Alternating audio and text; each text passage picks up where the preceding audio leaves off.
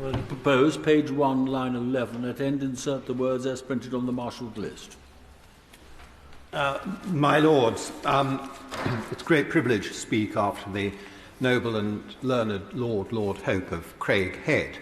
I have the impression, perhaps I'm making more explicit than he was willing to, that the government has slightly misconceived the issue here, which is not a definition of freedom of speech, but rather a definition of the legal framework within which freedom of speech is to be understood.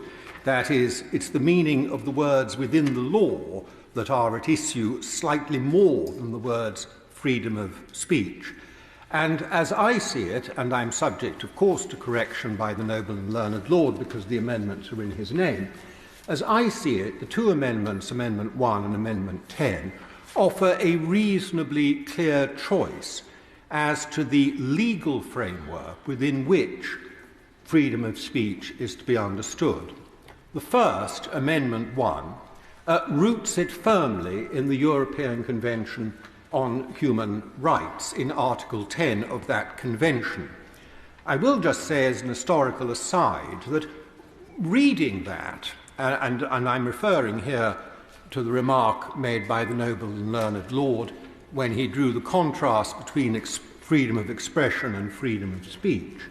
Reading Article 10, one carries away the impression that it was drafted by people whose first thought was freedom of a free press, to preserve a free press.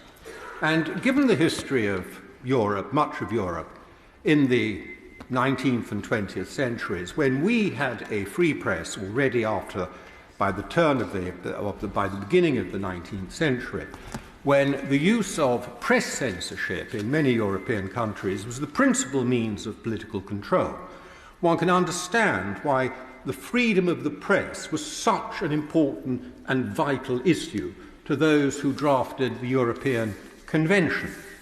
Whereas freedom of speech, a broader concept perhaps, of course, encompasses more than simply freedom of the press. And the idea that one would go around regulating what people said in university lectures or on street corners is probably one that even the most oppressive of Prussian policemen wouldn't have considered reasonable in the early 19th century.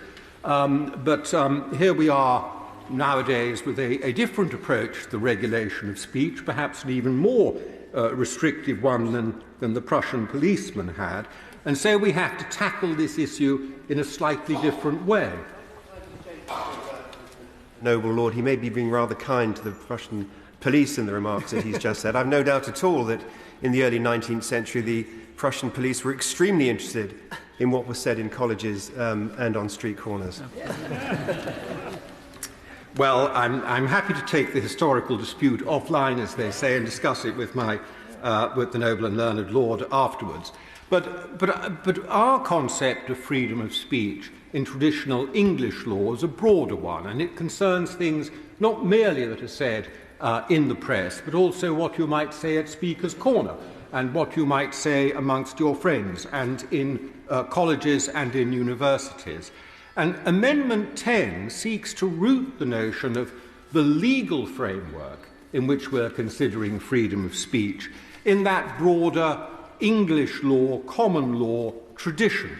So I see a contrast between the two. I think it's a relatively clear contrast between the two, and that's why I had no hesitation in supporting Amendment 10. And I benefited, and I'm happy to acknowledge the discussions I had with the noble and learned Lord about it before he tabled it.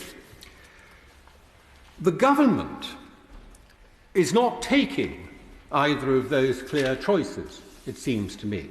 The government has come up with a third option, which I regard as being, frankly, a little bit of a muddle, because it seeks, in the first place, to root the legal framework within which we're to understand freedom of speech in Article 10.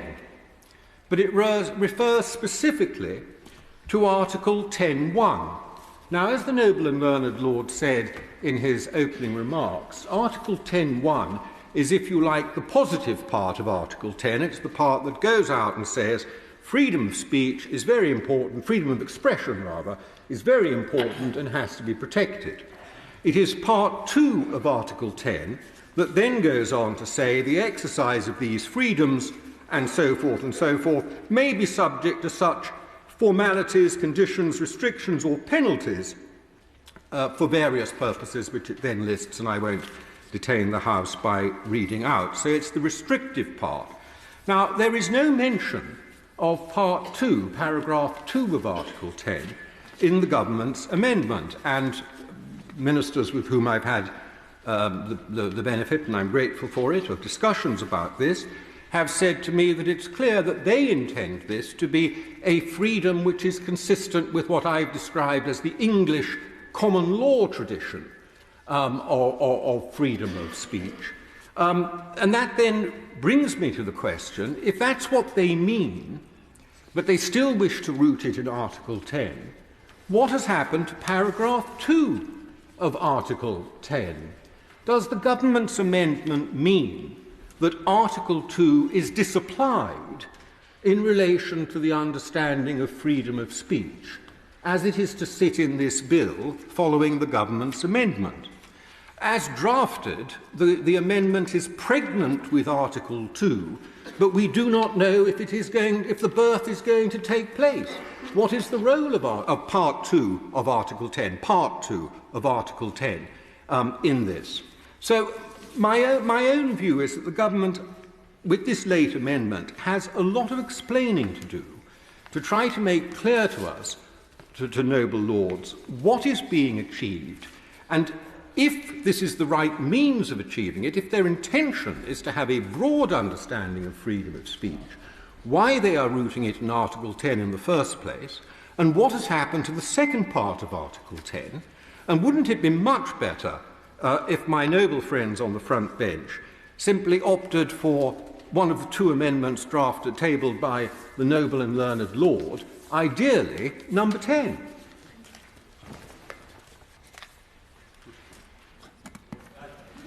Lords, just to say from these benches, we very